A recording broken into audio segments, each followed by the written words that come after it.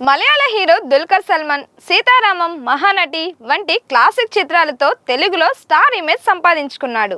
ఈ రెండు సినిమాలు బాక్స్ ఆఫీస్ వద్ద బ్లాక్ బస్టర్ గా నిలవడమే కాకుండా దుల్కర్ నటనకు విమర్శలు, ప్రశంసలు కూడా అందించాయి. నేచురల్ పర్ఫార్మెన్స్ తో తెలుగు ప్రేక్షకులకు బాగా దగ్గరయ్యారు.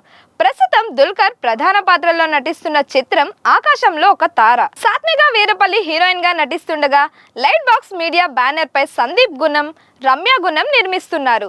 స్వప్న సినిమా, గీతా ఆర్ట్స్ ఈ ప్రాజెక్ట్ కు సమర్పించడం విశేషం. పవన్ సాధినేని దర్శకత్వంలో తెరకెక్కుతున్న ఈ మూవీ ఫీల్ గుడ్ ఎమోషనల్ డ్రామాగా రూపొందుతుందని సమాచారం. 2026లో తెలుగు, మలయాళం, తమిళం, హిందీ భాషల్లో పాన్ ఇండియా స్థాయిలో విడుదల చేయాలని మేకర్స్ ప్లాన్ చేస్తున్నారు.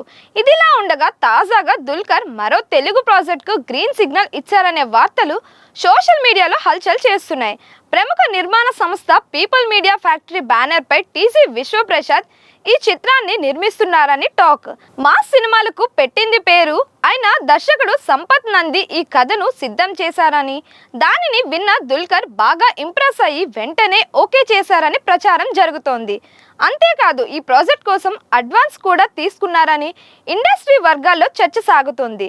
ఈ సినిమా పూర్తిగా కమర్షియల్ ఎలిమెంట్స్ తో కూడిన పవర్ఫుల్ మాస్ ఎంటర్టైనర్ గా ఉండబోతుందట.